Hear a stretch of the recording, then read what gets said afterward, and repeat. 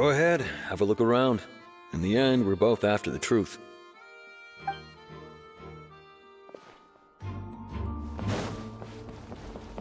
Hello there! What are you investigating? Oh, this location has also been cordoned off because the Magic Troop members are currently considered prime suspects. The investigation team is still collecting evidence. The seats were all booked in advance, so we were able to deduce the missing woman's identity by checking the guest list. Sure, it's not like this is confidential information. We will publish it later anyway when we petition the public to help us find the missing person. Her name is Halsey. She's a painter from Fontaine who's made a bit of a name for herself. Apparently, she wasn't a regular at the Opera House, but she'd been feeling some pressure with her work lately, which made her decide to come see the magic show. The Magic Troop members all claim not to know her. We have looked into her social connections. It seems that she has no personal grievances or conflicts of interest with the suspects. Simply put, she wasn't related to the Magic Troop at all, which matches the features of the previous serial disappearances.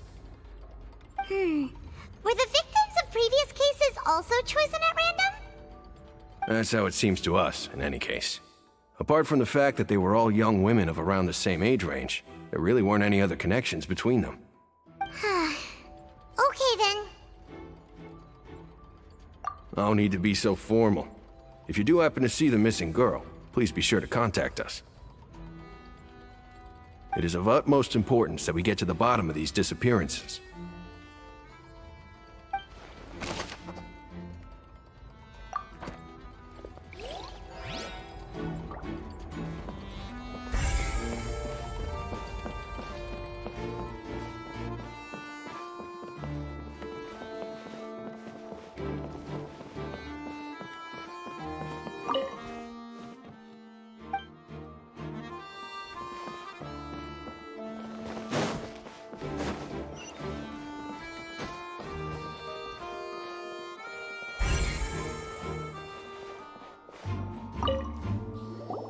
I see that you're investigating the area. Well, it just so happens that I'm interested too. If you find any new and interesting leads, be sure to share them with me, all right? We don't have too many thoughts yet. Then why don't I tell you my hypothesis first? The way I see it. And I'll start it with that loud thud. The thud? Oh, you mean the sound that happened during the countdown? Yes, exactly. It wasn't terribly loud, but I suspect that most people heard it. It's just that everyone was awaiting the results of Lenny's trick with bated breath, so no one paid it much mind. But now that the incident has happened, the thud has become an important clue. That makes sense. So, what do you make of it? I'm of the opinion that it may have been the sound of Lenny's accomplice, Lynette perhaps, jumping atop the water tank or something like that. And when the pyrotechnics went off, she cut the rope, sending the water tank crashing down. But wasn't the noise we heard too loud for that? Perhaps the balance wasn't right, leading to a particularly rough landing. Oh, that's true. I suppose I must reconsider. That does remind Paimon, though. What was with that sound?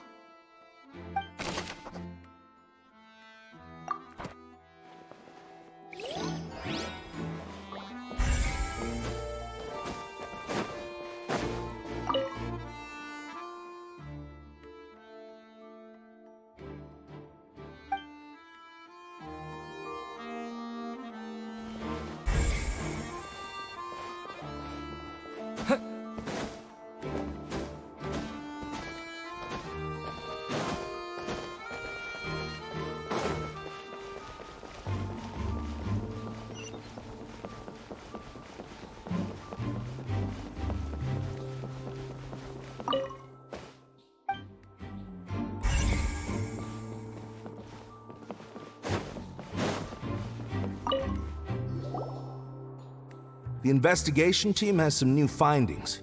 Turns out there's an issue with the random number selector after all. See, I told you. What if the machine picked some big guy's seat? You think the murderer would have still made his move then? Sorry to interrupt, but we're helping Linny and Lynette with their side of the investigation. What were you saying about the number selector? There's something wrong with it?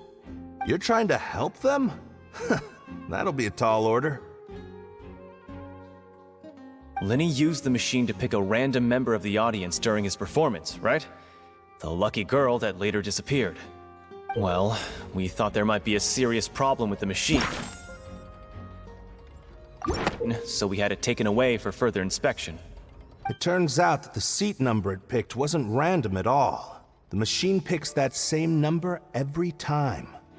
I'm sure you already know that you have to make a reservation in advance to get a seat, regardless of whether it's a trial or some performance. In other words, Linny knew who would be sitting where from the very beginning. That much checks out. Linny reserved our seats for us, too. Bet you see why I was saying it'd be tough to make a case for Linny. Even though it's bad for Linny's case, Paimon had better write it down.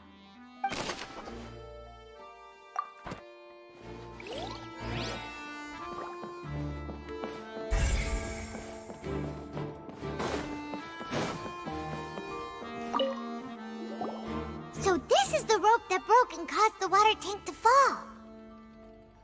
The rope looks pretty durable. How can it be burned through so quickly by fireworks? Why are you suddenly so serious, Traveler?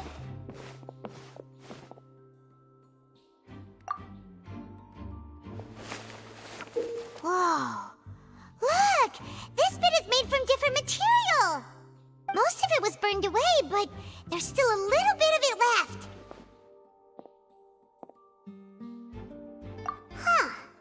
So if a rope meant to hold something was made with that kind of material in it, then that means... Wait! Paimon should write all this down! Let's take notes!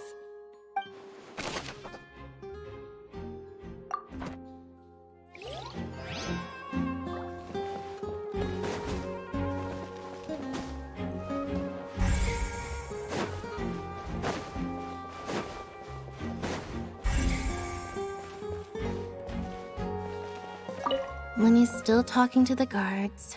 It seems he'll have a lot of explaining to do. I think someone will be assigned to monitor us later, but that's alright. Linny's still talking to the guards. It seems he'll have a lot of explaining to do. I think someone will be assigned to monitor us later, but that's alright.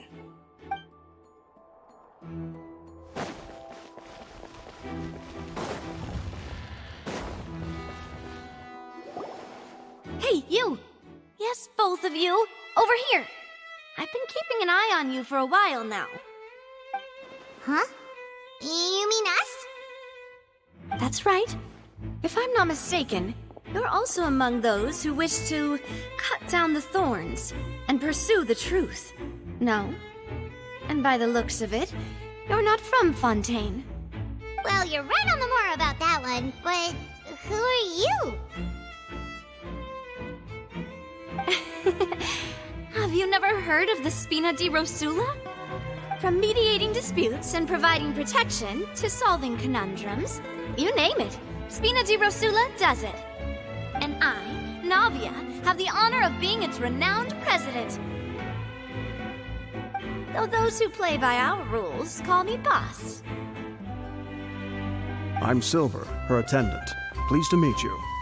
And I'm Melus. Demoiselle's various daily needs and affairs are under my purview. Huh? Boss? Demoiselle? What gives with the names? Well, I am the second generation president. Melus and the others are still used to my previous title.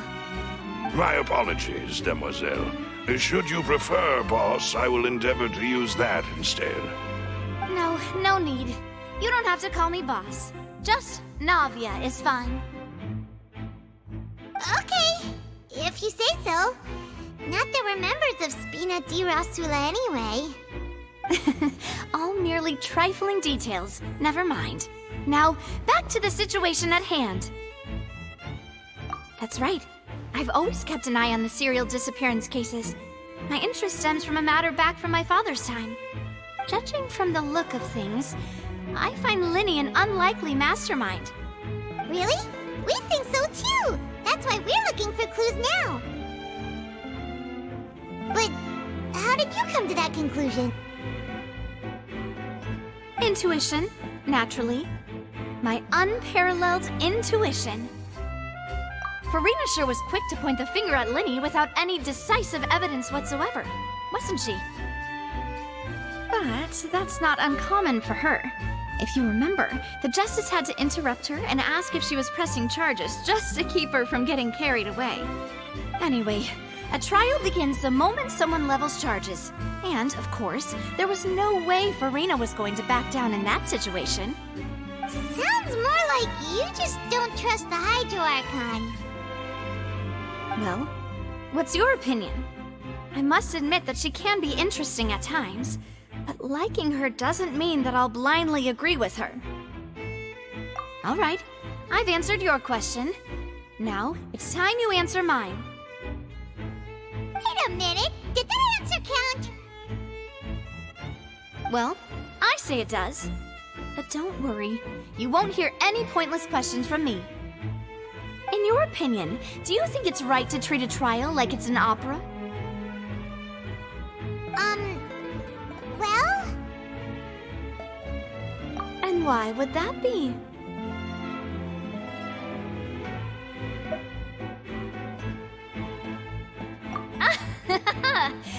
See, Silver and Malus?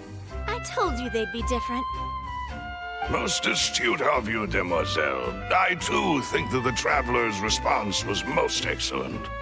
No matter how wonderful the script or how fervent the audience's expectations may be, the trials that go on stage here must be based in fact. And if that can be done, boss, then... All right, that's quite enough, Malus. Anyway, I like your answer. You pass with flying colors. Now, I need to make some preparations, following which our joint investigation shall commence. You two shall be my assistants. Wait! Since when did we become assistants? Oh, well, I can be the assistant, sure. Or your companion, if you like. I'm really not that fussy.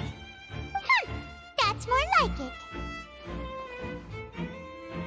Far be it from me to brag, but I believe that Demoiselle's intuition will be instrumental in uncovering the truth.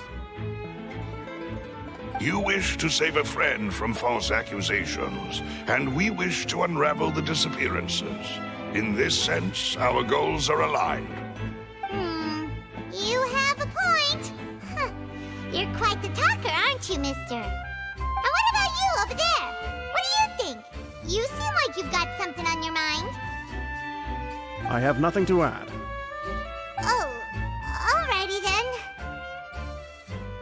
We'll be making some preparations first. Just be sure to let us know if they start revealing Linny's tricks. Thanks!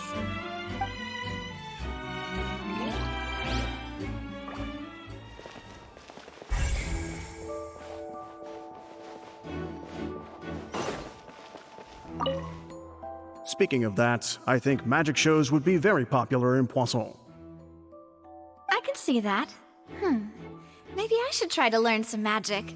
If I could make things disappear, cleaning my room would be a cinch. You need not worry about such things, demoiselle. That falls under my duties. Oh, right.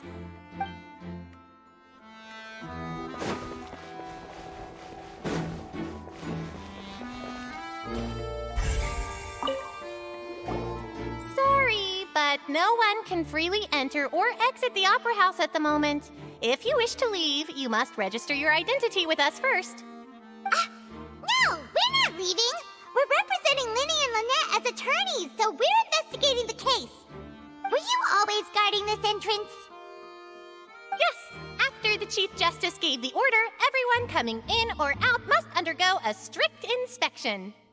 So, the missing girl couldn't have left from here. At least, not from that point on.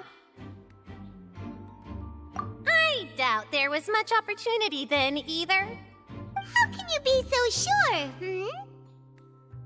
Well, because I was in charge of security near the entrance at that time. I couldn't see Linny's performance from here, which was quite a shame. Just my luck. But still, I did not abandon my post, and I stayed put no matter how loud the applause was. If someone had so much as even approached the door, I would have noticed it, let alone if they had tried to leave. We Melazines are good at that sort of thing, you know. So, it's safe to say the girl couldn't have left through here. Alright, thank you for your help. This'll be useful info.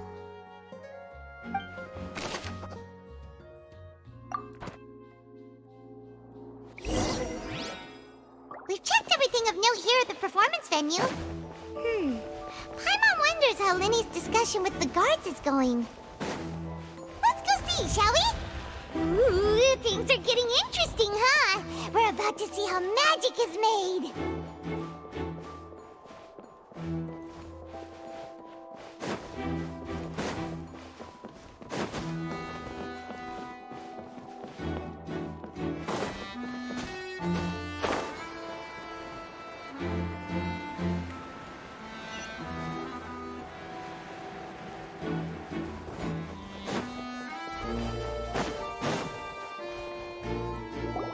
Understood.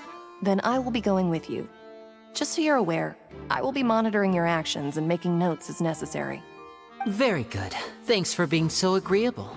I'd pull a rose out of my hat as a gift for you if I could. You may spare the pleasantries. I'm just doing my job. You've arrived. Who's this? Me? I'm Spina di Rosula's guardian angel. If you've got a problem, I've got the firepower.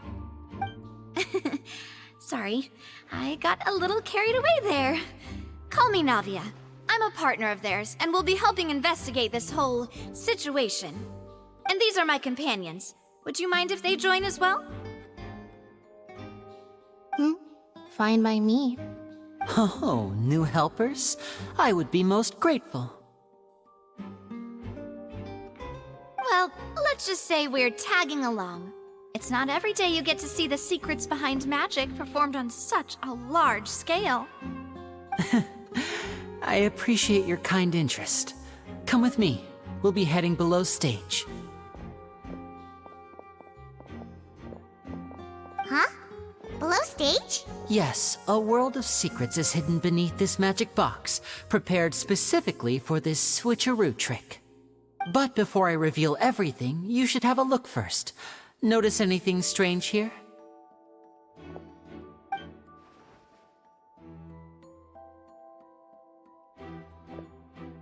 I'm not trying to be dramatic. Remembering the details of a trick will help you understand the methods used to perform it more easily.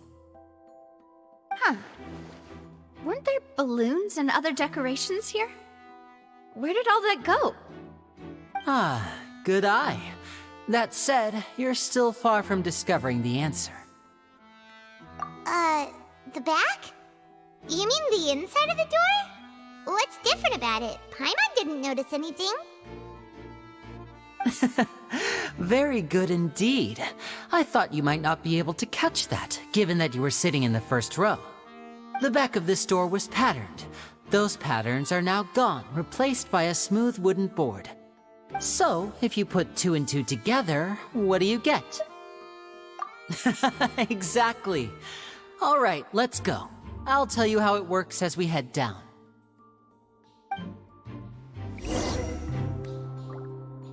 Oh, so there was a passageway under the magic box! I knew you'd figure out most of it as soon as you saw this place. The 2 magic boxes are positioned right above the 2 entrances of the tunnel. See this flatbed trolley? The box with the lucky audience member in it would be shuttled over to the other side using the trolley. This trolley can raise and lower and even rotate, ensuring that the box will face in the right direction. I see. So that's the purpose of the box inside another box. Precisely. The inner box would descend after the audience member was put inside and be moved along the trolley, all while the outer box would remain on stage as if nothing had ever changed. So that's how you did it!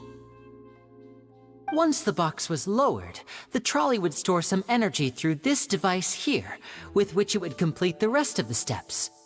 The audience member would only be able to feel some slight movements in the dark, and by the time she walked out, she would already be back on stage. Right! You were talking that whole time, and you even came out for a moment near the end! Ah, yes. A phonograph operated by Lynette was used to achieve that effect. My assistant and I had already scripted our conversation beforehand. When the countdown began, I had already gone to the opposite box via a tunnel using that ladder. And what about Lynette? Where was she? I was in the mezzanine space in the back of the box. Oh, interesting! That's how we were able to coordinate Linny's lines with the assistant. And, by the way, I was the one who walked out of the box at the end. I mean, we are twins. All it takes is a change of clothes and no one can tell who's who. And that's my favorite part of this trick. Only Lynette and I can perform it. So that's how it all worked! Wow, every detail you revealed was more amazing than the last! Lynette would briefly walk out of the box and then go back in, jumping into the tunnel and escaping before the box on the trolley could finish ascending. And then I walk out of the other box in the audience area, and the trick would be complete. The operative word here being would. But as you saw, Cal was in the box, not our audience member. She, on the other hand, mysteriously vanished. We really don't know how that happened. If not for that interlude, this would have been an astonishing trick. I probably never would have figured out how you pulled it off. And yet, to think that someone was able to use this magic trick to commit a crime. Could we have a look around? I think we can come up with some more leads. This is the scene of the crime, so Linny and Lynette are not permitted to stay here. I'll escort them back up. Yes, of course. No need to be so strict now. I won't disappear into thin air, you know. Thanks, everyone. We're counting on you.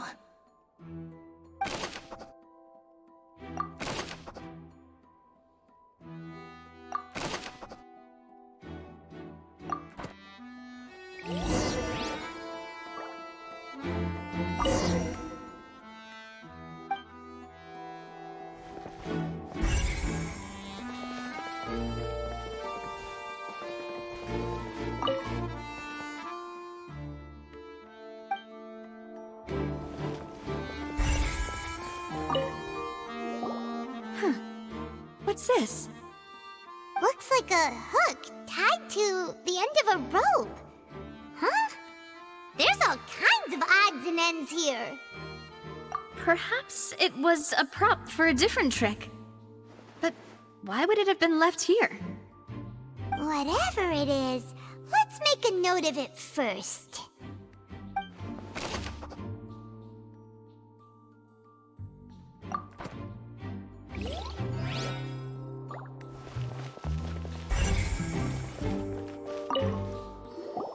The floor is wet. Please be careful not to slip. Speaking of which, why would there be water here? Oh, Paimon knows! It's one of those tricks where you pour water into a jug and then flip the jug over only for the water to disappear? And here's a broken vase! Huh. Did the trolley knock it down while moving? That can't be. The trolley moves along tracks from start to finish. It couldn't have hit the vase at this distance. Let's note this down too and think about it later.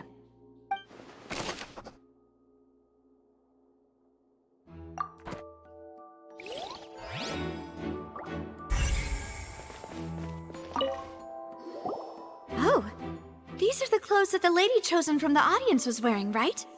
Her clothes are here, but she's nowhere to be found. Right.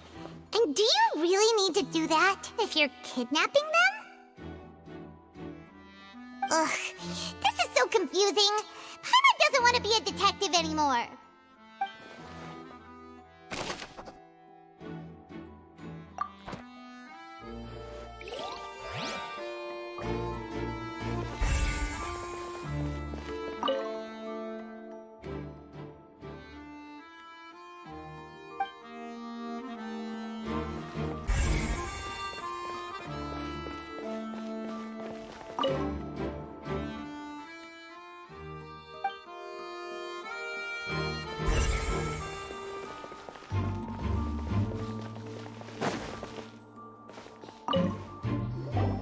What is this place? It seems someone could fit through here. Huh. Could this have been the suspect's escape route? Alone, perhaps. But if they had to pull another person with them, the space would be too narrow. But there are no other ways in or out of here.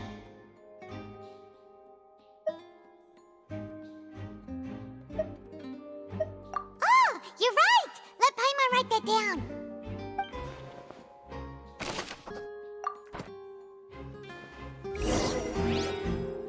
Seems we're just about done investigating down here.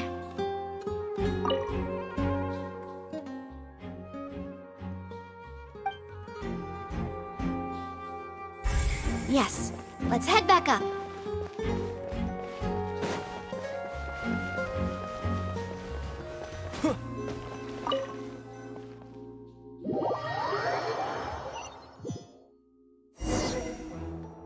Well, we've ascertained the state of the crime scene. Let's find a place to sort out our findings once Malus returns. It seems to me that there are several things that don't add up here. Apologies for the wait, demoiselle. So, what did the guards say? Did the criminal escape through the vent? They believe the odds of that are very low, since the vent leads to the Opera House's basement. The guards have checked the area carefully. No one left through the basement during the performance or after the incident, and no one was found hiding there. So the tunnels become like a secret chamber then! You know, like the kind you usually see in novels! The plot thickens. Halsey's disappearance and Cowell's death are both quite inexplicable. No wonder Farina was so confident in her accusation. All the current evidence points toward Linny and Lynette. In other words, the charges are very likely to be upheld unless we make some considerable progress. Charges and then trial. So if the charges are upheld, they'll announce a sentence? That's right. This is how a trial goes in the Opera House. During the proceedings, the Chief Justice and the Oratrice will hear statements from both sides. That's right. This is how indemnitium is produced. The statements from both sides, the defenses from attorneys, witness testimonies, and even the audience's emotions will all be projected on the Oratrice. To put it simply, it's as if the Oratrice has its own will, and is a judge in its own right. This also precludes any kind of favoritism on the part of the Chief Justice. And not that this has ever happened anyway. Once both sides have finished speaking, the Chief Justice will make his final decision. This, too, will be used by the Oratrice as a reference. Then, finally, the Oratrice will be consulted by officials. The result it returns is the will of justice itself. Huh? So that machine is the one that actually decides? Paimon thought Neverlet called the shots. In practice, there is very little difference. Both have always come to the same judgment, which is why people have great faith in the Chief Justice. Ah, yes, the guards also asked me to convey that none of us will be allowed to leave this place before the trial. Huh? Why? Because we've chosen to act as the twins' proxies. That makes us persons related to the case. They're concerned that we might be colluding with outside parties, or that we might find outside help to disrupt the case. And even if that were not so, it could prove problematic if we happen to spread key information about the case ahead of time. I'm ready to break out at any time. Whoa, whoa! There's no need for that! Paimon thinks they have a point! That said, are they providing food? Of course. I just hope you don't mind the lack of options. I'm afraid that catering to all tastes is not in the cards, nor is any guarantee of balanced nutrition. In that case, let's just sort out our findings together here. Pity. I was hoping to take you to try some of Fontaine's famous desserts, too. I mean, what better way to properly think through our findings than over some tea and sweets? Huh. Breaking out suddenly doesn't seem like such a bad idea after all. Just kidding! Just kidding! Paimon will still do her best, even if there are no snacks. Hmm? What do you mean, no snacks? Of course we'll have snacks. If we cannot buy some, then we'll simply make some. Huh? Here? But how? Understood, demoiselle. Everyone, please come with me.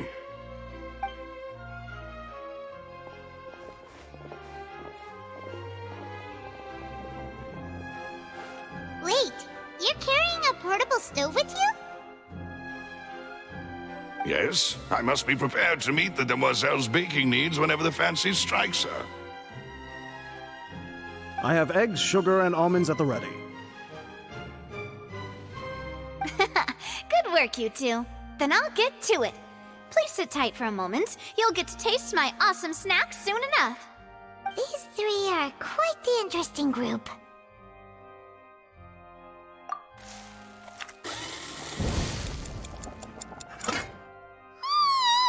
And Paimon thought it smelled good while it was still in the oven! Oh, it's even better now. Paimon can't stop drooling. From the way you had these two guys carrying all that stuff around, Paimon thought you'd have them do more during the baking process. But you ended up doing the entire thing by yourself! Beating the egg whites, grinding almonds, everything! I was applauding. And I was giving encouraging smiles. Paimon was just thinking, aren't you worried about getting your fancy dress dirty beating egg whites and baking like this? Well, I don't think it's carved in stone anywhere that fancy ladies can only read books, sip tea, ride horses, and play the piano. I just really enjoy making snacks. Don't underestimate beating egg whites, by the way. It's a real arm workout. You also need to beat them to just the right consistency, or your macarons will crack. Anyway, give these a try, fresh out of the oven. There's 3 for each of us. Only 3? Well, eating too many sweet treats might send all that sugar to your head. You wouldn't be able to think clearly about the case on a sugar rush, would you? Tea is ready to be served as well. This is Demoiselle's favorite, strong black tea with a floral fragrance that clears the mind and lifts the spirit.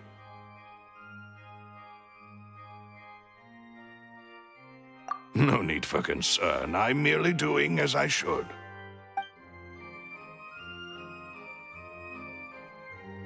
All right then. Down to business. As Paimon mentioned previously, the tunnel seems to be something of a secret chamber. However, we can assume that Linny and Lynette were not alone within it. Some criminal also occupied its sealed confines. The magician twins could have committed the crimes, of course, but they lack any logical motive. Exactly! Why would they do such a thing right when everyone was watching?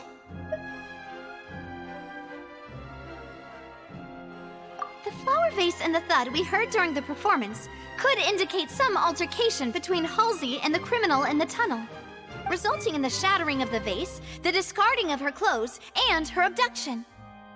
Perhaps the criminal thought that since she was chosen from the crowd, she would be too easy to identify if she was still wearing the same clothes.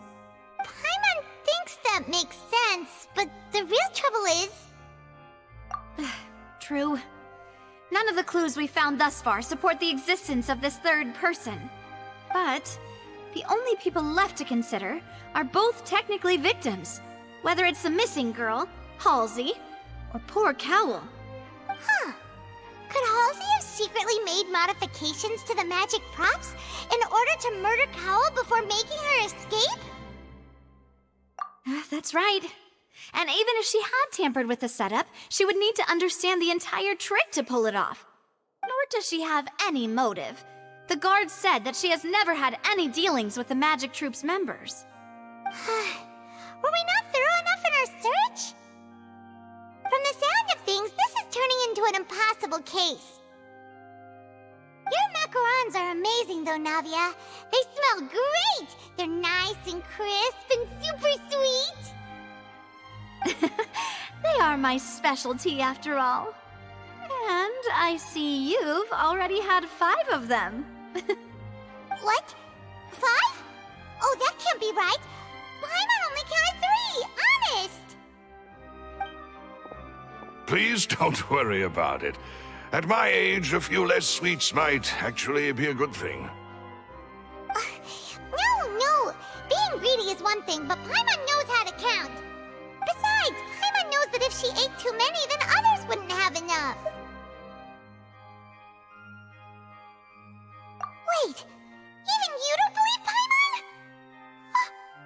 How could you? If Paimon ate those 2 extra macarons, then may they turn into stone in her stomach!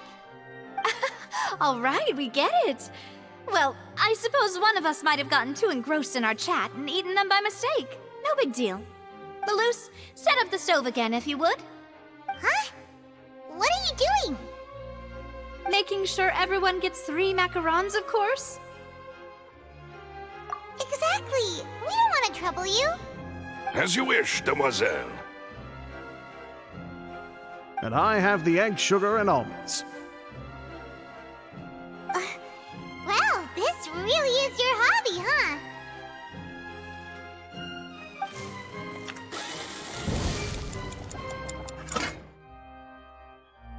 Well, that's it for snack time. I'm going to have another look around the area. I don't know what we're looking for yet, but we've still got some time. As attorneys, I suggest the 2 of you think the case over again. It would be awkward if you got all tongue-tied on stage during the trial. All right, thanks for your help and for the snacks. It was nothing. A small task for the Spina di Rosula. Silver, Malus, it's time to go. I'll be back if I find anything new.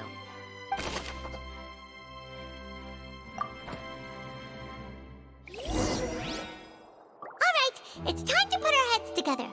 We've got to get our defense ready for the trial. Oh, it's probably gonna be a long and difficult case. There's no point in worrying about that now. We just need to prepare. Here, take Paimon's notes. They should help you review the situation.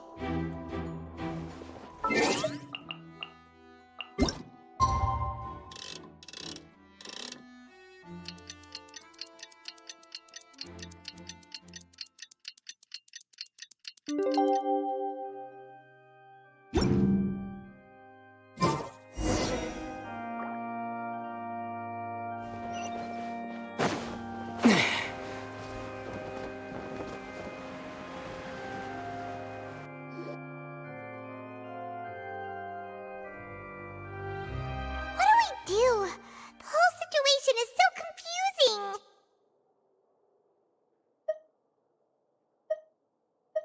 Good plan. Impossible things don't just happen. We'll get to the truth one way or another. Just relax.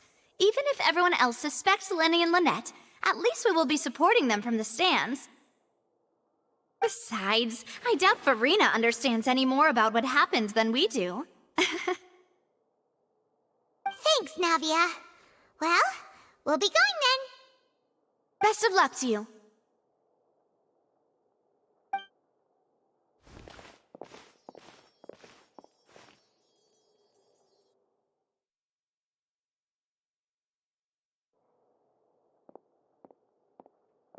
Ah, finally, you're back. Well, how did your investigation go? To be honest, you might be disappointed. No. We're already very grateful that you were willing to help. Well now, don't you all look disappointed. Don't tell me that your investigation came up empty-handed. That was to be expected, of course. The guilty can never produce proof of their innocence. But don't let that stop you. I shall be terribly disappointed should you, my most anticipated foe, concede so easily. Since both parties are present, I declare that the trial regarding the magic show incident is now in session. Firstly, in order for the audience to understand the causes and results of the incident, could we please have Mr. Linney explain the trick? Yes, of course. I will explain while Lynette demonstrates on stage. All the necessary items have been prepared.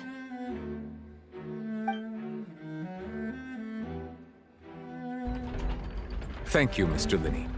In that case, I take your statement to be that you ran to and remained hidden within the magic box in the audience stands once the trick began, and thus could not have committed the crime.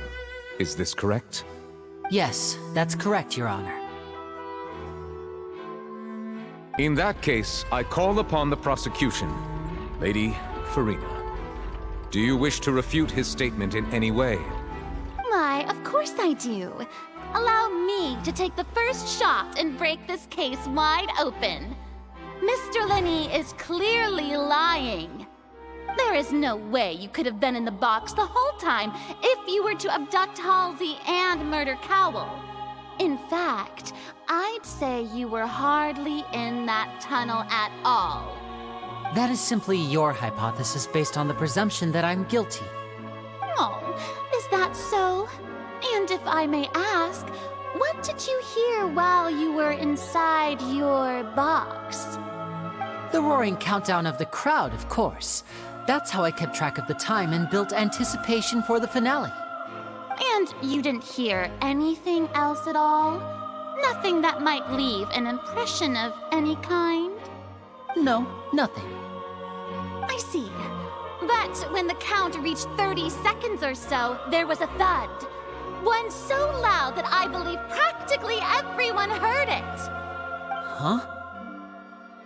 Hey, hang on. Something's not right here.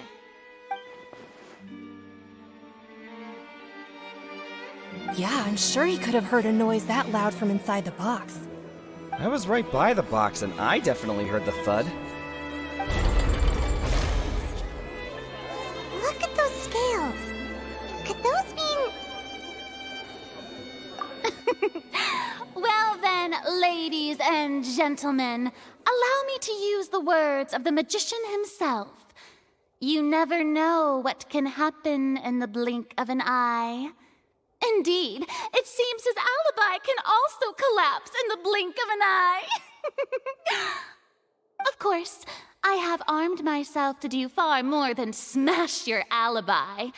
Confidence cannot go unfounded, and my foundations are rock solid.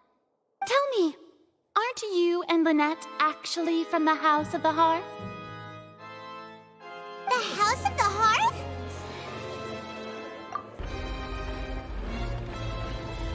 No wonder they did something like this. So the serial disappearances were the Fatui's doing. Now it all makes sense. I've got a feeling that what happened on stage probably wasn't just an accident. That's irrelevant. Our identities have nothing to do with what happened. Indeed. Then perhaps you could tell us everything that happened during that 1 minute. Your first priority is to prove yourself innocent, after all. I'm sure there is little that needs to be kept secret now. Unless your script already has holes in it. The Outlander is speechless. My, oh my, don't they look flabbergasted? Now comes the infighting and discord, I suppose. This was almost too easy. Oh, good thing I made all those preparations. Seems the all-nighter I pulled last night is really paying off. Hey, tell us this before? Order! Order! Mr. Linney, allow me to re-establish the facts. Lady Farina has raised 2 points. First, when the thud was heard in the Opera House, you were neither in the box nor the tunnel. Second, you and Ms. Lynette are both members of the House of the Hearth. Are these claims true?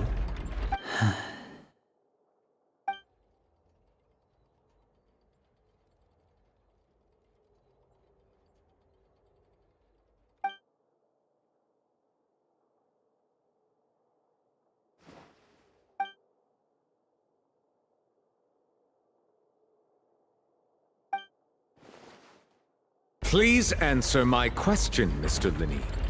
I'm sorry. Yes, they're true, Your Honor.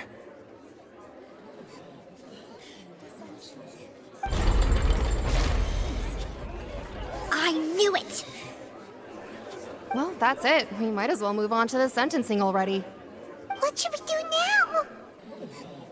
now? Granted.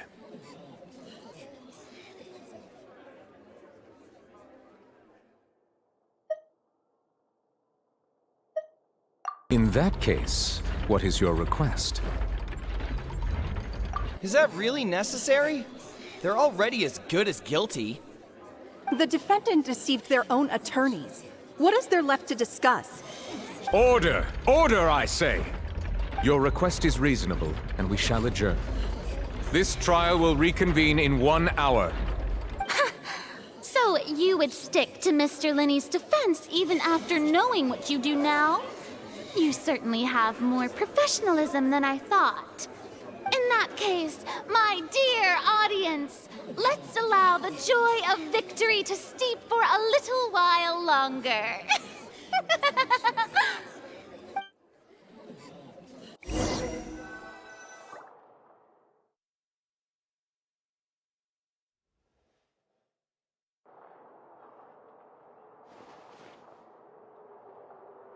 Well, this is awkward. I didn't think the Hydro Archon would dig all that up. I'm sorry, Traveler and Paimon. Yeah, sorry. Paimon doesn't know where to start. We trusted you two. We based our entire reasoning on the assumption that you weren't bad guys. Not to set the wrong tone or anything, but Paimon's really mad! I'm very sorry. I know you're angry, and reasonably so, but please, let me explain. I know you've clashed with the Fatui several times before. I wouldn't be surprised if just hearing the word is enough to make you upset. But our organization is very, very large, and the Harbingers have very different personalities and goals. Right now, we want to save people. As many as we can. That's right. I'm sure we're on the same page when it comes to this nation and the disaster that its people might face. I knew if it weren't for our respective identities, we could become good friends. That's why I didn't wish to flat out lie to you, but chose to hide some details instead. The truth is very important, but being completely transparent about everything would see us spending more effort than we need to. Right. So, you be the judge. Heck, if I were you, I fear that I'd even struggle to trust me at this point. You met a Fatus who works as a magician, a trickster by trade. All by coincidence, too. But still, I'm asking you to trust me. I am no criminal. At least, not in this case. Sorry. Please forgive us. Well, you both say that, but... Right, let's hear your answer first, and no lies now! Of course. I'll answer any question you ask. We've been trying to find out how the Oratrice operates. We want to know why it has a consciousness. Why can it deliver sentences accurately? During our investigations, we learned that the machine's core is beneath it. From that moment on, Lynette and I have been designing this box swap trick, with the objective of getting close to the core. Is that why you needed a whole minute? That's right. In truth, the audience would take about 75 seconds to count down from 60, while I would only need 15 to get to the opposite box. So, after jumping into the tunnel, I accessed the Opera House basement via the vent, and went to investigate the room in which the core is stored. That air vent was created during the construction of the tunnel specifically to execute this step. Well, nothing. As soon as I reached that room and was about to investigate, I heard someone's voice. Which should have been impossible, of course. I was quite certain that I was the only one in the room. That voice seemed to recognize me and tried to speak to me. I chose to err on the side of caution and retreated the way I came. On the way back, I saw the broken vase and the clothes on the ground, but the countdown was almost finished, so there wasn't time to give it any thought. After that, the homicide occurred just as you saw. Well, that explains why you didn't hear the thud. Because of that prophecy I told you about, of course. We must know all we can about this nation's secrets in order to deal with that prophesized crisis. That's the only way we can save everyone. So, there you have it. The whole truth. I swear, I didn't hide anything from you this time. It was never my wish to proceed under this cloud of mistrust either. But like I said earlier, you can be the judge. If you want to leave because you don't trust the Fatui, there's nothing I can do to stop you. Well, Traveler, you decide. Paimon will follow your lead however you choose.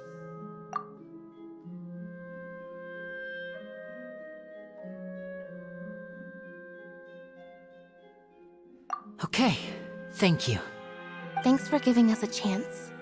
The current problem is that the scales are tipped pretty badly against you two. If we want to refute the Hydro Archon's accusations, we're gonna need a seriously watertight defense.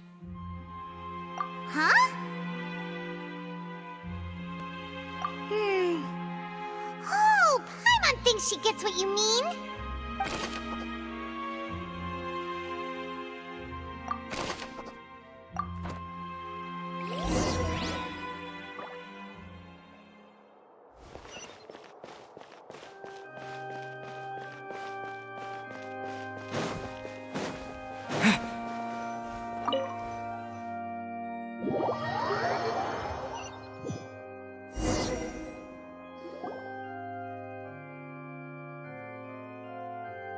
Both parties have returned to their positions. Let us continue the trial. When last we left off, Mr. Linney acknowledged the new evidence presented by Lady Farina as fact. Therefore, Lady Farina may continue stating her reconstruction of the events. That took long enough. Now then, if everyone would lend me their attention. At this stage, let's revisit that scene from Linney's perspective.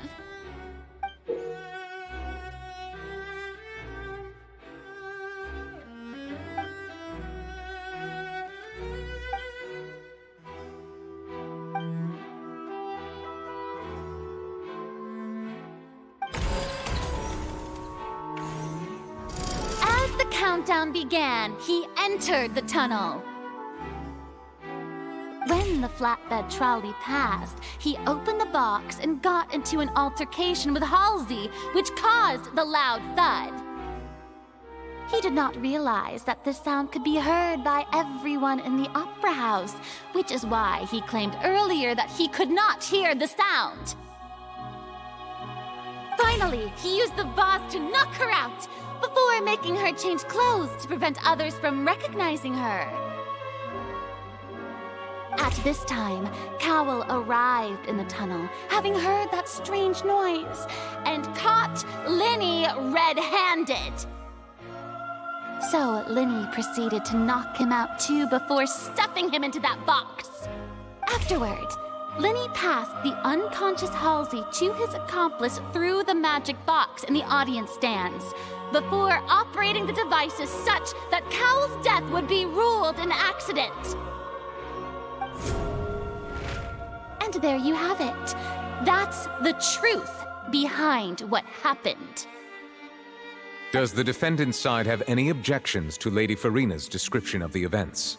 The key to refuting Lady Farina is the order of events, what Linny experienced, and what he saw.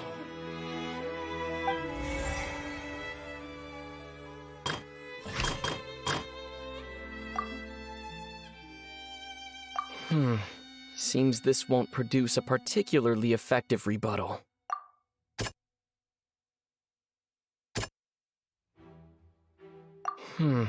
Seems this won't produce a particularly effective rebuttal.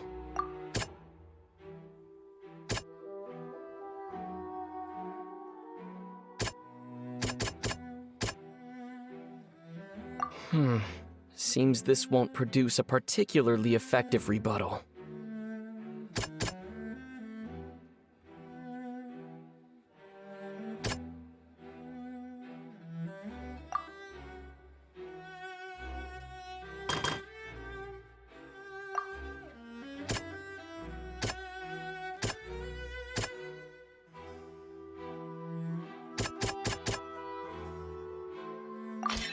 According to Linny, he left via the vent after entering the tunnel. He couldn't have had that altercation with Halsey.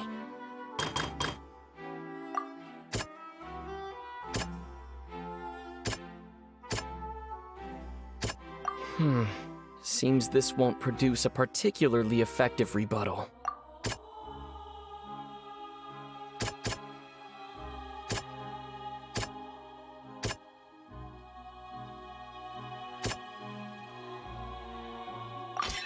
Linny went to the room that contains the Oratrice's core. This is the actual truth.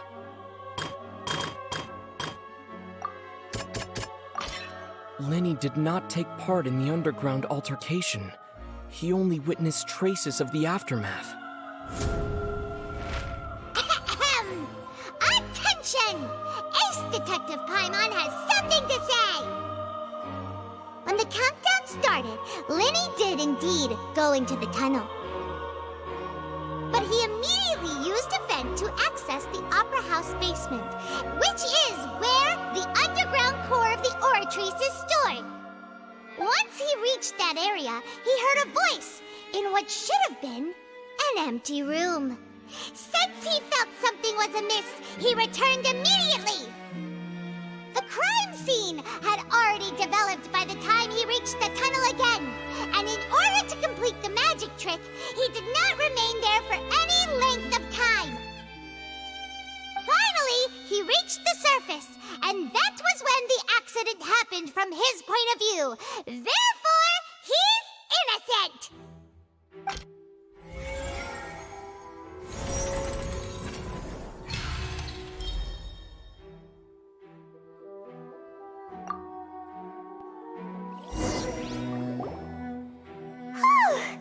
Paimon did it! Paimon actually managed to say all that! Wasn't it awesome? In other words, you believe that he knew nothing of the incident? That's right! My reasoning?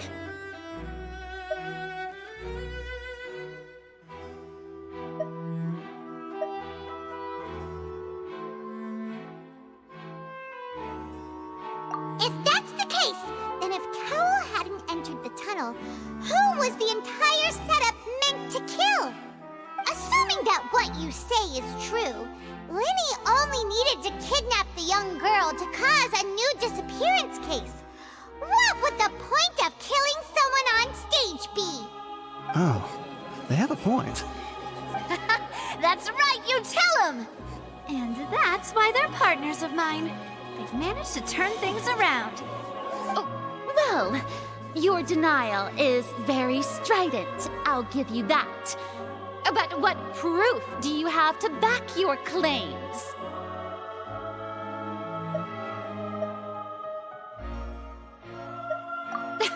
Of course I do. If he had been in the magic box the whole time, how could he have not heard that sound? Why do you ask? You're saying that he wasn't?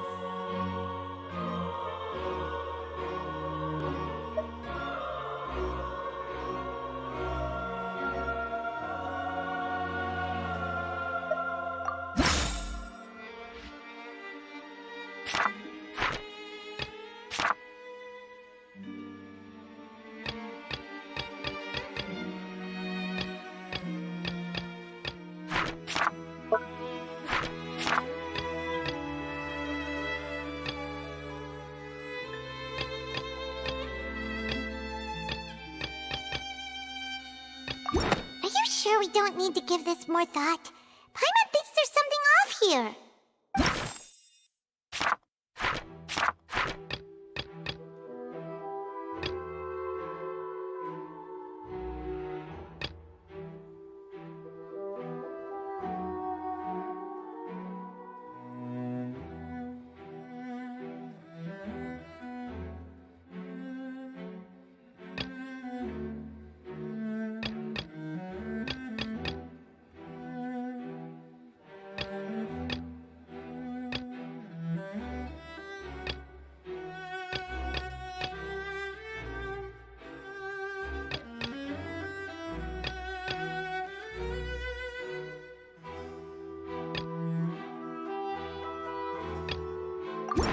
That's right! Linny wasn't in the box or in the tunnel. That's why he didn't hear anything strange during the performance. This means that when the crime happened, Linny had already entered the basement via the vent. The same clue you used to disprove his alibi has now become the best proof! How do you like that? Well played. To think you'd use such logic.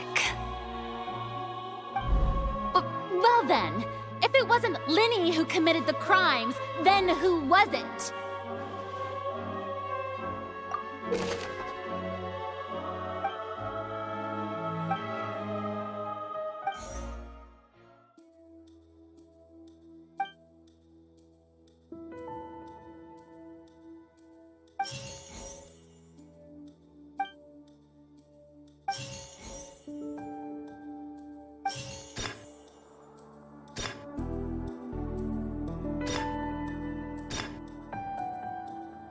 Could there have been a third person involved?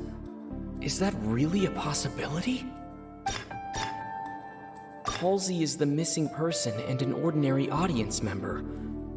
Or did she have her own scheme all along?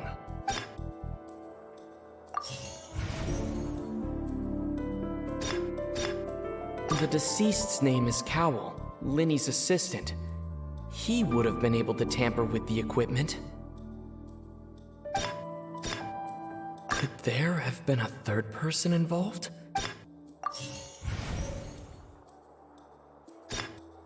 The deceased's name is Cowell, Linny's assistant. He would have been able to tamper with the equipment.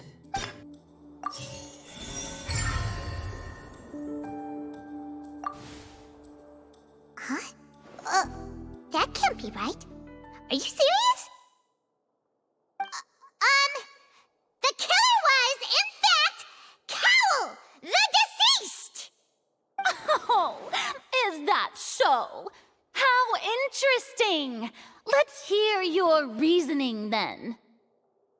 What I must do next is recreate the truth. What Cowell did, and how he went from would-be perpetrator to victim.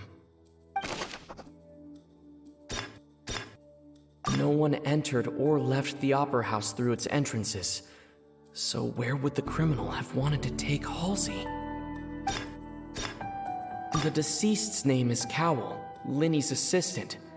He would have been able to tamper with the equipment. The sound we heard may have come from a clash between the missing Halsey and the criminal. Linny was not in the tunnel at that moment, which gave our criminal ample time. It would have been tough for both people to fit into that vent. They would likely have bumped into Linny as well.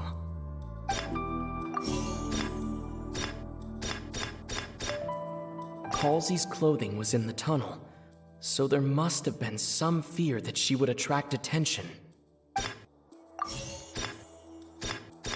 No one entered or left the Opera House through its entrances, so where would the criminal have wanted to take Halsey?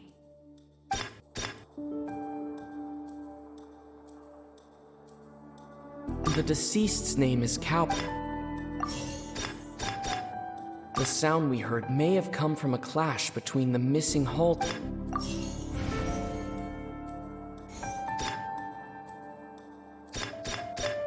No one entered or left the Opera House through its entrances, so where would the criminal have wanted to take Halsey?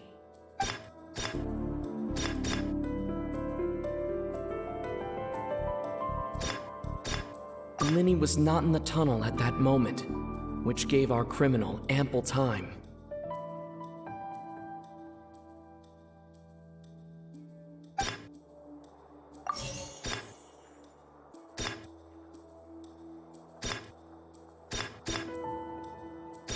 No one entered or left the Opera House through its entrances, so where would the criminal have wanted to take Halsey? The sound we heard may have come... It would have been tough for both people to fit into that vent. They would likely have bumped into Linny as well.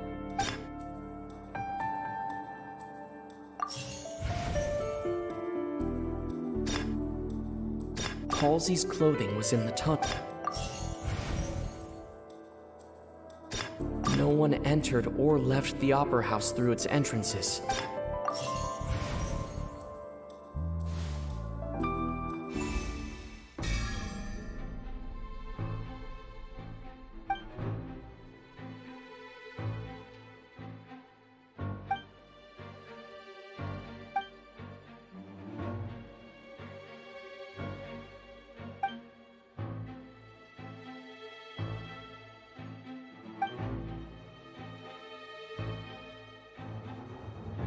What's wrong, Traveler? Are you still having trouble figuring things out? I see how it is. So this was all just a bluff. And here I thought you had something to show for it. But it seems you're still far from the truth. Look, since we're at a dead end, why not consider a different track? Just like the trick as it transpired, the end result must have been utterly different from the magician's initial design. If only we knew how Halsey disappeared. Well, that would be nice, but the tunnel only has 3 exits, and none of them seem very likely. And it's not like this is a magic trick where you can just make a real live person disappear. You know, like you did from that water tank, Lynette. Excuse my interruption, dear opponents, but do you not see that the crowd is growing impatient? There is no greater sin in this opera house than an awkward delay in the performance.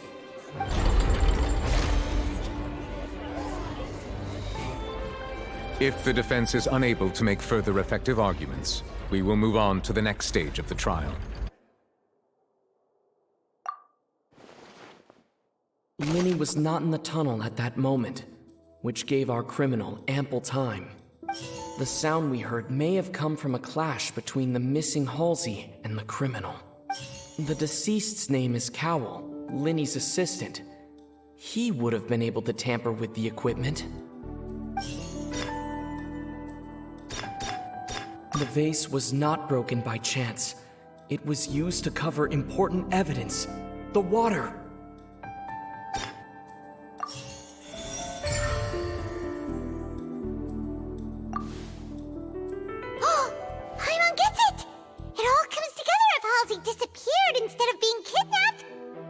Lynette escaped from the water tank, vanishing gradually and leaving only clothes behind.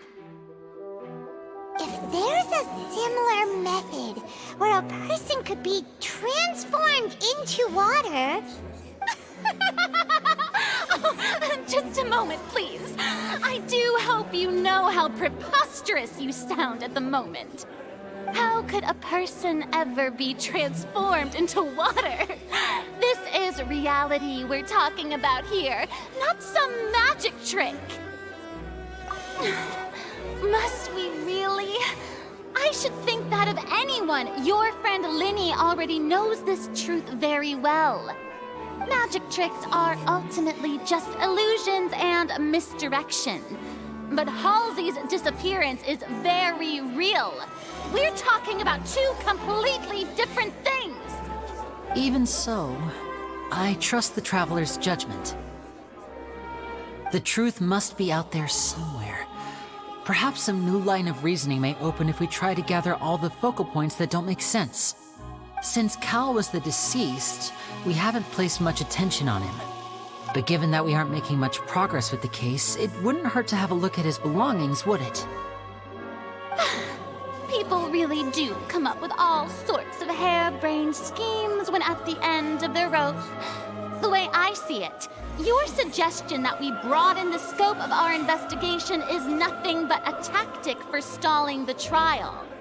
Nevertheless, I believe that this is a reasonable request on the part of an attorney. Since the trial does indeed appear to be at an impasse, I believe that additional evidence may help us make more progress. Guards, please step into the lounge and examine the personal effects of the deceased, Cowell. We are still examining the items, but we have already made critical progress that we feel must be shared with everyone post-haste. We discovered several test tubes of fluid within Cowell's baggage, each labeled separately. The notebook in his backpack claims that these fluids are water from the primordial sea. The primordial sea? The note's contents also indicate that Cowell belonged to an organization that sells illegal drugs and that he had an accomplice. The notebook has many entries concerning safe usage of these fluids, in which the keyword dissolve appears many times. One of these tubes was labeled Opera Epiclese, along with yesterday's date. It is empty. The notes also state that these dissolution properties work exclusively on people from Fontaine. It's likely that Halsey was chosen as some sort of test subject.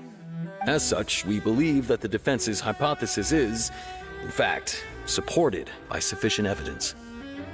You've got to be kidding! People dissolving into water? Could something so ridiculous actually be true? Wait a moment. This reminds me of a certain prophecy, but it's just a coincidence, isn't it? Huh. If people can become water, does that mean that the water tank's real use was as a means to hide water stains? And if Cowell was targeting that girl... Wait just a minute. Could that mean... You two, with me, quick! Demoiselle, wait! What about your partners? Let's go. Just trust me.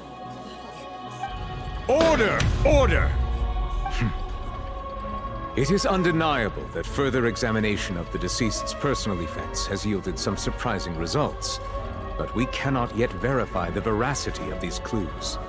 Still, let us assume that these clues are indeed authentic, albeit with the understanding that Ms. Halsey has yet to be found. Guards, please continue examining the items along these lines. Mr. Linney, it appears your hypothesis is supported by the evidence, so please continue speaking. Of course. Thank you, Your Honor. If we uphold this hypothesis, I believe that many of this case's seemingly unrelated clues can be connected together. Right! Like the metal hook! That one didn't make sense at all. Let's think about this. Cowell's methods must have something to do with that water from the primordial sea.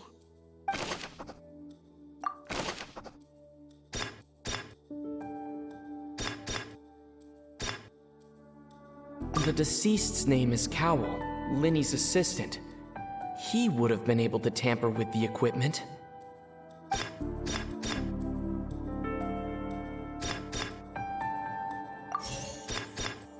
Now it seems like the hook rope was not meant for another magic trick, but was instead some form of triggering mechanism. The water from the primordial sea should already have been prepped before Halsey entered the magic box. Lynette was in the magic box on stage the entire time. Did she have something to do with this? I remember there was something else within the inner layer of that box.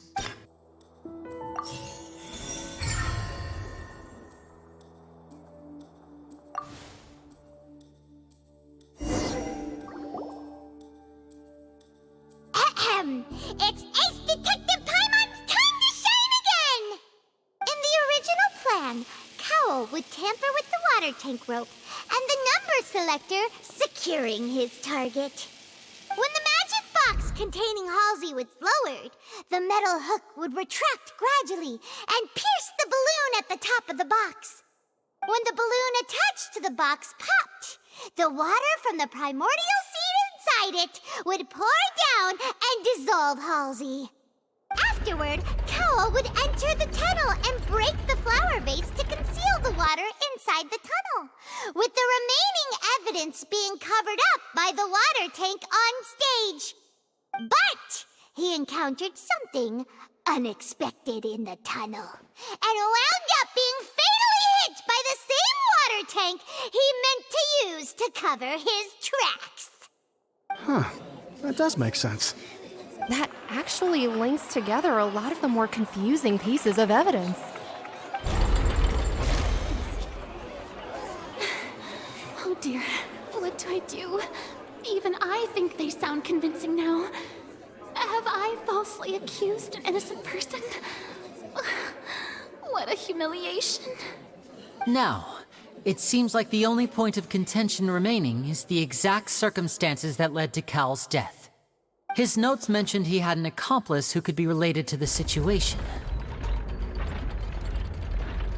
On that note, the guards have just contacted me indicating that they uncovered new evidence. I shall now invite him on stage to share it with us. Thank you, Your Honor. We were just inspecting the luggage of the other people involved in this case. And we found an identical sample of the water from the primordial sea among Linny's personal effects. What? That can't be. Oh, I see. Well, how wonderfully comedic to have your own counterattack only to come back and wound you. Does this not clear all doubt? My dear citizens, my loyal audience, allow me to present my reasoning and bring this performance to a swift close. Linny did not need to take part in the dissolution of the young woman at all. Indeed, he did leave the scene via the vent. Having made modifications to the props beforehand, his accomplice Cowl then caused Halsey to vanish using the water from the primordial sea. But upon his return, in cruel avarice, Linny desired sole credit and prepared to do away with his partner in crime. Ultimately, he knocked Cowl out, and the tool meant to cover the crime up also became a murder weapon. Now, as much as I regret having come to such a viciously straightforward conclusion, it does seem that the famed Fatui is quite the cold-blooded and ruthless organization. Am I right, Mr. Linny? We've used up all the evidence we collected. There's no way for us to make a rebuttal here. Is this the end of the road?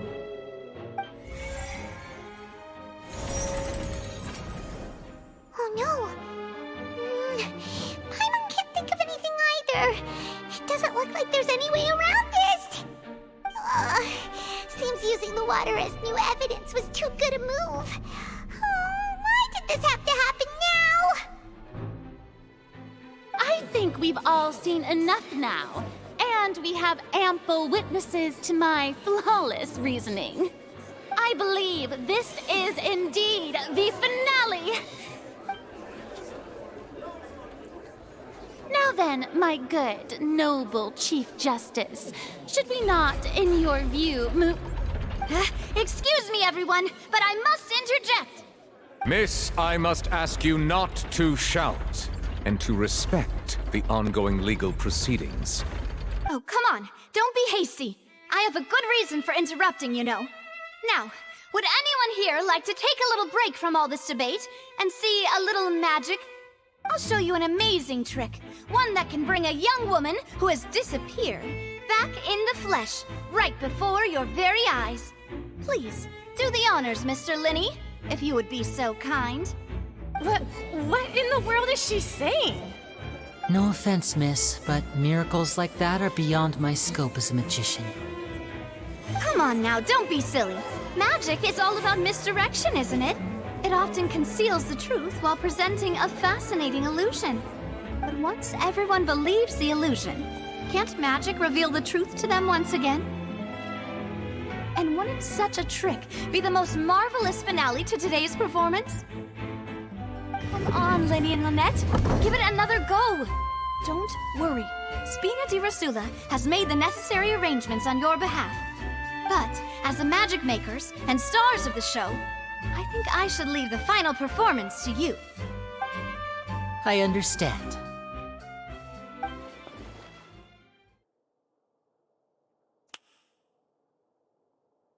And voila!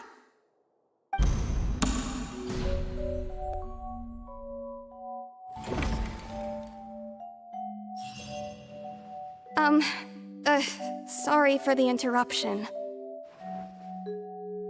Wait, isn't that Halsey? So the whole thing about people dissolving wasn't true after all? To be clear, I'm only here because this person told me that if I testified, the merit of doing so would lessen my sentence. I was hiding outside this room listening to the proceedings because I was afraid that I would be the one put on trial. I was just feeling happy that no one had noticed me, and then before I knew it, she caught me. That'll teach you to underestimate us three. Where should I begin? I'm sorry. I'm the one who killed Cowell. I admit it. What? Why? Firstly, my name isn't Halsey. It's Lillian, and I'm originally from Mondstadt. I heard that Linny's show was gonna be a real thriller, but I missed the chance to buy a ticket, so I stole one. That's how I make a living. I steal stuff here and there. And I'd never been caught before. But I was noticed at the harbor a few days ago, and I barely got away. Lenny was the one who caught me in the act. Hey, no wonder you look familiar. So you were the thief! Liddy even mentioned that you were pretty skilled. Well, and I thought that would have been the end of it, but then the number selector chose me. He even mentioned the Fortress of Meripede. That's a prison, isn't it? So you can imagine how shocked I was. I thought he was onto me for sure. So I played along with the show while looking for an opening to flee, but then I got water poured on me for no reason, and then someone jumped into the tunnel to nab me. I wasn't going to take that lying down, so I knocked him out and stuffed him into the box. There was nowhere to run from there, though, so I had to change my clothes and hide in a box containing performance costumes. I slipped out after the first guard arrived at the scene and continued hiding inside the opera house. Can a person even hide in there? But I swear I didn't know that the water tank would fall down. Really, I swear it. Had I known that, I wouldn't have put him in the magic box. I may be a thief, but I'm no killer. Well, that makes everything pretty clear now, doesn't it? This time, we need to tell the entire story from Lily-Ann's perspective.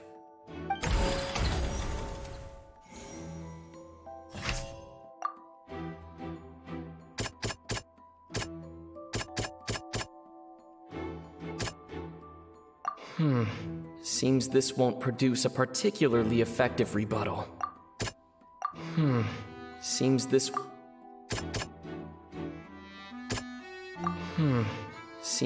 won't produce a particularly effective rebuttal.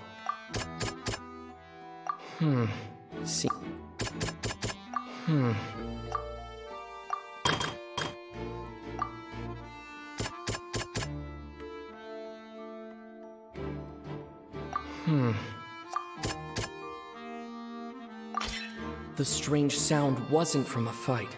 It was Lily-Ann's attempt to break out when she was frightened.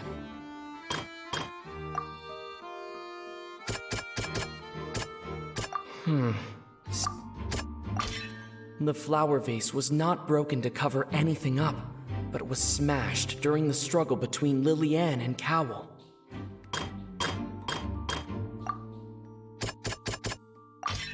Lily-Ann was afraid that she would be recognized if she left, so she changed clothes and hid, biding her time.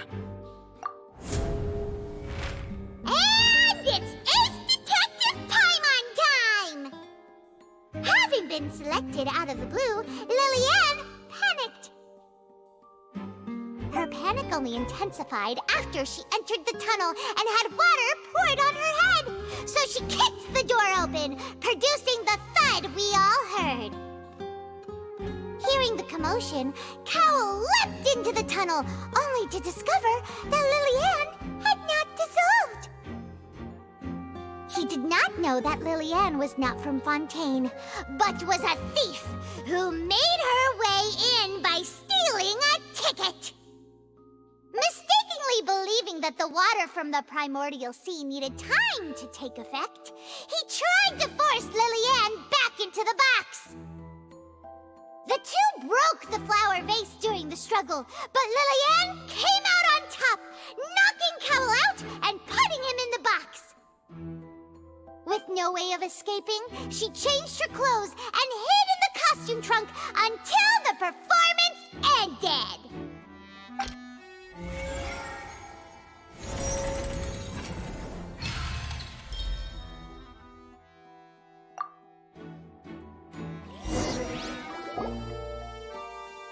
She knew that she would have to go through guard inspection if she tried to leave afterward, so she has been trapped in the opera house these last 2 days. She had already become desperately hungry by the time we were chatting over macarons. So, she swiped 2 of them right under our noses. Talk about a sneaky thief. At this point, all the events that happened in the tunnel have now come to light. Ah, so that's the whole story. Bravo! Bravo! Now then, Lady Farina, do you wish to speak against the defense's statements? Please answer the question, Lady Farina. Also, if I may add, the trial has not yet ended. As such, I request that the prosecution not leave the room before the proceedings have concluded. What, are you reading my mind now? No, I have no further arguments. I admit defeat. But really, could you at least have left me with some dignity? Wow, look at that! She's like a deflated balloon now. If there are no objections, then as the Chief Justice of Fontaine, I shall once again repeat the full sequence of events. The actual perpetrator of the serial disappearances, Cowell, selected his next victim from the audience reservation list. With some modifications to the selector, he could ensure that the pre-selected young woman would be chosen. To cover up any evidence while committing the deed, Cowell thought of allowing the water tank to fall, which would conceal the water left behind after the young woman was dissolved. He also tampered with the rope suspending the water tank, using the fireworks at the end of the performance to cause the tank to drop and hide the watermarks. He poured the water from the primordial sea into a balloon during the preparation of the magic box and stuck it to the box's lid. Finally, he passed the prepared hook on a rope through the gap in the magic box's door when bringing the young woman to said box. When the magic trick officially began, the box containing the woman was lowered into the tunnel, tightening the hook rope and bursting the balloon containing the water. If all had gone to plan, the young woman would be dissolved at this time. However, Lillian was not from Fontaine and thus fled the box with a loud noise. Realizing that there was trouble, Cowell entered the tunnel and met Lillian. Thinking that the waters had not yet taken effect, he decided to proceed. However, his opponent was more capable than he thought, and he was overcome, knocked unconscious, and placed into the magic box, and thus became his own final victim. Lillian, according to her own statements, then changed clothes and hid until the performance ended, before hiding in other parts of the opera house.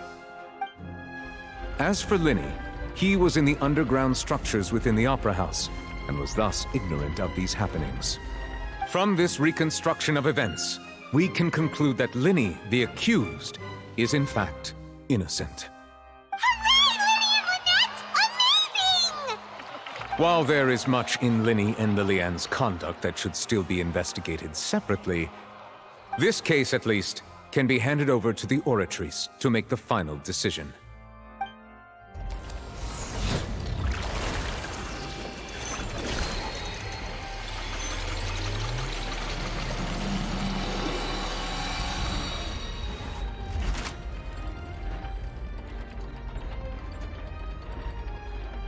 As such, Linny and Lynette are officially declared not guilty.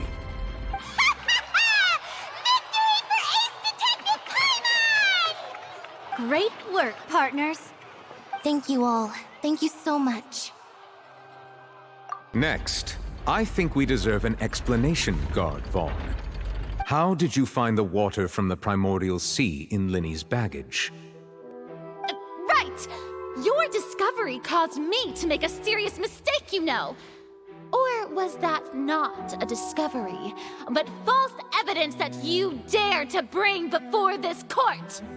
I suspect that the accomplice mentioned in Cowell's notes was not Linny, but you, yes?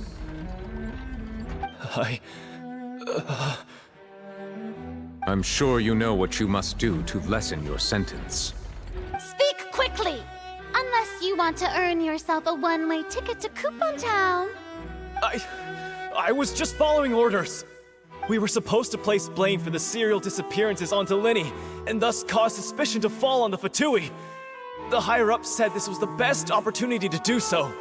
And now that your plan has fallen through, and the secrets of the water have been revealed, you have become a liability to said higher-ups, yes? Therefore, you would be wise to tell everything you know and seek the protection of the guards. Yes, I'll tell you everything I know. Our boss discovered that the water can cause people to dissolve. It can also be made into a potion, which when extremely diluted, can cause people to experience unforgettable exhilaration. We've been in this business for a while now, and have made decent mora off it. The disappearances were also the boss's idea. I mean, this is the boss we're talking about.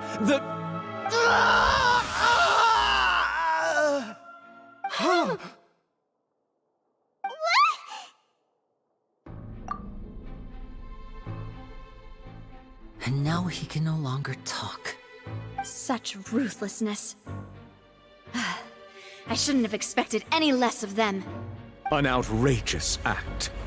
All present, please submit to inspection immediately.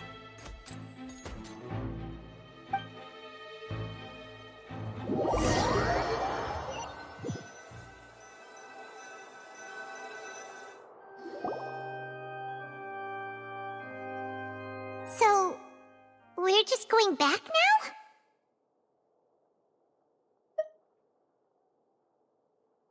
That's true, but... Traveler, Paimon! Please wait. Linny... I know you may not want to speak to me right now. Maybe you don't even want to look at me.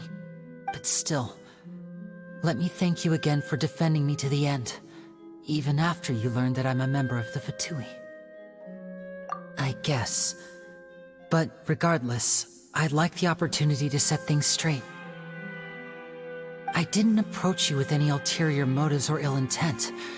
I've spoken to you as myself, just plain Linny this entire time. As for why I'm a Fatus, it's because the goals of the House of the Hearth align with those of an orphan like me. That's all. That was how Father, who you might know as the Knave, approached recruiting us back then too. The Knave? The one who controls the House of the Hearth? She's your father? That's right. And since we're here, I was wondering, would you mind hearing a story? It's about my past. Back when our parents first died, Lynette and I were left wandering the streets. To survive, I took to surreptitiously observing an older street performer who did magic. It took me several days to figure out how he pulled off his amazing tricks. I took my sister through several streets until we found a crowded corner, and we began to perform magic tricks there. To my surprise, we proved to be pretty popular, and we could at least stop worrying about where our next meal would come from for a time. But I didn't want my sister to remain a street rat together with me forever. Before long, an aristocrat came to me and claimed that he wished to take us in after watching my performances. So you went from orphans to nobility just like that? That was how we felt at first too. As if fate was on our side and we could say goodbye to those painful days. But I gradually discovered that while we were called foster children, He was really after my talent for magic tricks. He would constantly take me to all sorts of banquets to garner attention, which he would then use to expand his social circles. That doesn't seem too bad either. Better than roaming the streets at any rate. It took a while for me to realize just how dark his heart really was. After one particular performance at a banquet, I discovered that Lynette was not on the same return vehicle as me. I waited a long time after we returned home, but she did not come back. I went to that noble's bedroom and asked him about her whereabouts. The answer he gave me was, she caught the eye of the most eminent person at the banquet, so I sent her over as a gift. I mean, you'll be able to perform your magic regardless of who your assistant is, yes? Oh no. So he was gonna... But wouldn't Fontaine's laws deal with such people? As far as outsiders are concerned, this is a relationship akin to adoption or foster care, and they have their ways of escaping the eye of the law. I managed to ferret out the location of the mansion of that so-called eminent person and hurried through the night. But by the time I leaped over the walls, avoided the guards, and made my way in, all I saw was the moonlit ground covered in blood, and the knave standing there in the darkness. So, she'd already taken care of that guy. That's right. She had rescued my sister before she could come to any harm, and had even discovered several girls hidden in a basement, all of them orphans. Father, the knave, might have seen something in me, and so she made me an offer. The House of the Hearth welcomes you, for your interests align with ours. Here, none will ever betray you. Indeed, betrayal shall never be permitted here. I was hesitant to trust her. I had just been betrayed by nobles. But she was also quick to destroy the noble who had taken us in at first, giving us back our freedom. Oh, so that's how the two of you joined the House of the Hearth. She has her own plans. She has gained permission from the Tsaritsa to first use the Gnosis' power when she obtains it. She plans to use it to find a way to break the prophecy and save Fontaine. So, she believes in that prophecy too? That's right. The whole House of the Hearth is currently working to combat that crisis. Today's case has also proven that people from Fontaine can indeed dissolve into some sort of water, thus further supporting the prophecy. All of us house members here, Lady Arlecchino herself included, are from Fontaine. We won't give up on defending our homeland. To us orphans, the only connection we have left to this world, apart from our family, is our homeland. So, from small deeds like distributing magic pockets to huge schemes like stealing a Gnosis, everything is aimed at dealing with that prophecy. It's all right. I understand. The only thing I can do is relate all this to you. I just hope you can understand that even as a member of the House, I have never stopped making my own decisions, and that I believe what I'm doing is right. If you should need anything at all in the future, feel free to find me. I will do my best to help you, as plain Linny.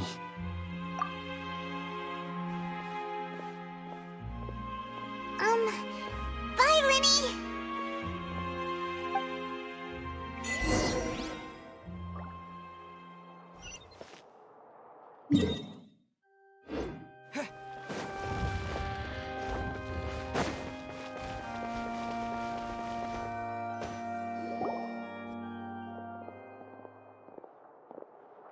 Hey there. What was with the disappearing act you pulled right as the trial ended?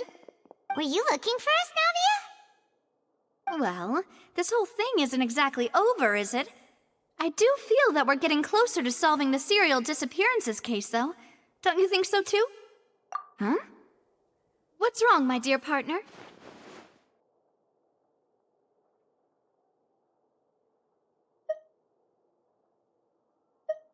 Besides, are you sure we're the ones who can crack a case that's been cold for decades now?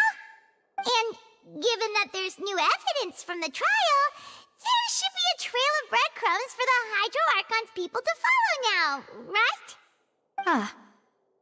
I see. Well, I won't lie. I'm a little shocked to hear that from you. But I suppose you are just travelers who have only arrived in Fontaine after all. Sorry. I might have been too presumptuous. Don't say that, Navia. Ah, and we were having so much fun investigating with you, too. It was like having new waters flowing into a stagnant mire, causing new hope to spring forth, and the reflection in the murk to become clearer. Sorry about that. I'm a bit prone to nostalgia. Don't mind me.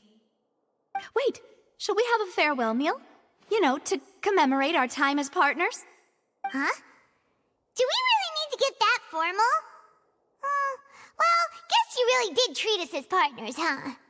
Well, I'd just like to have a proper ending to every important memory. That way there are no regrets later. Anyway, it would just be a meal, so it shouldn't take up too much of your time.